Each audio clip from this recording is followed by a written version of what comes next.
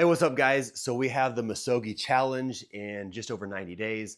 So there's a number of benchmark exercises that we're going to have you test within the next 7 days, and then establish a training program, progressive overload, to help you guys improve on these benchmark lifts and movements as we lead up to February 6th, I think is when we're going to be in Dallas for the Misogi. So anyways, let's just jump right into it. The first is going to be the mile run. I'm not going to demonstrate that. It's just going to be what is your 1 mile run time, and we're going to test that over the next 90 days. Second is going to be push-up. So again, everything's going to be military style here.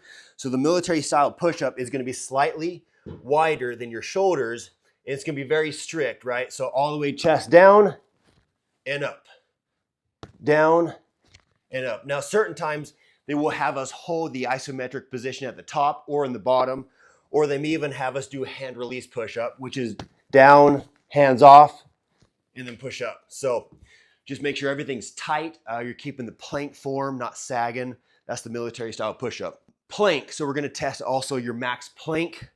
So you're just gonna be down here, gonna be on your elbows here, again, keeping everything tight. We're gonna find out what's your max plank time. How long can you hold a plank, body weight plank? Pull-ups, so your max amount of strict pull-ups, and it's gonna be a certain time interval that we're gonna test this over. We're gonna be doing everything very strict, so there's gonna be no kipping, or it'll be called a no rep. So it's gonna be all the way down, chin above the bar. All the way down, chin above the bar. Everything is, again, very slow, controlled. That's the military style pull-up. Next one here is gonna be the squat thrust, which is essentially a burpee without the push-up. So we're gonna be squatting down, hands go between the feet here, and then kicking back. Then coming up and standing up. Full extension, there's gonna be 1 rep. Everything's tight, everything's controlled. Down, back, and up. That's 2 reps. So we're gonna be testing that as well. How many can you do within for example, a 10-minute interval? This one's gonna be the crawl out. So this is gonna be starting here, again, squatting down, and then just literally crawling out until you're in the plank position here. And then you just crawl back and up, and that's 1. We're going to be testing that as well through a 10-minute interval. Jump rope, so it's pretty self-explanatory here. We're not going to be doing double unders, it's just single unders for the jump rope. So we're just here, and military guys use this to increase cardiovascular endurance. And next is going to be dips. So now for the dips, it's very important that you don't go beyond 90 degrees. You don't want to put your shoulder at risk here. So we're up here against military. So everything's tight and controlled. So we're down, then we're up. We're down, then we're up. It's gonna be the military style of dip. Okay, so next is gonna be the ruck. So this is a 60-pound weighted vest, which you can use if you don't have a rucksack. But if you're rucking, usually the military, it'll be a minimum of 20 pounds up to about a 60-pound ruck. Like I said, you can use a 20 to 60-pound weighted vest if that's more convenient for you or at your local gym. Okay, next one's gonna be dumbbell farmer's carry. So a benchmark to kind of have in mind here is that you would have up to half of your body weight in each hand.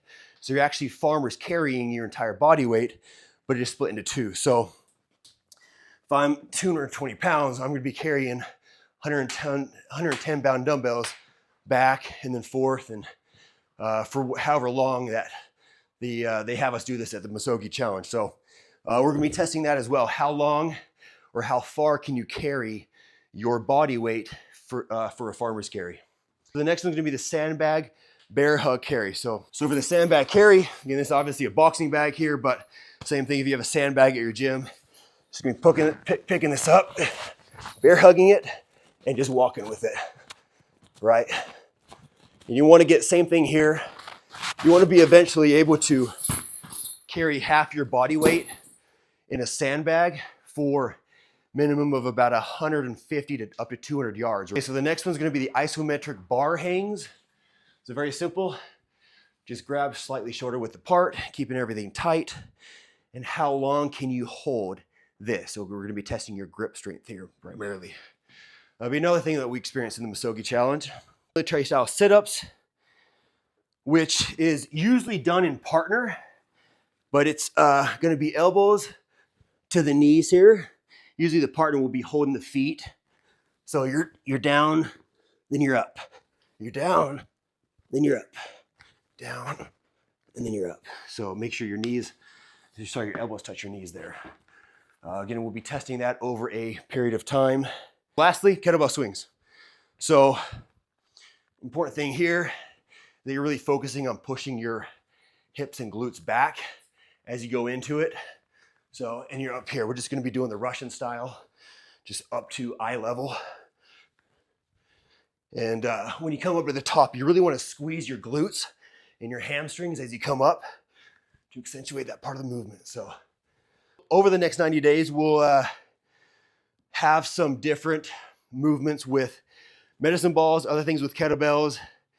The military guys will typically do the battle ropes as they do these Misogi style challenges, and then some sandbag work as well. But all in all, that's just demos of each of these military style movements. And so be on the lookout for the benchmark tests of these movements, and we'll catch you soon.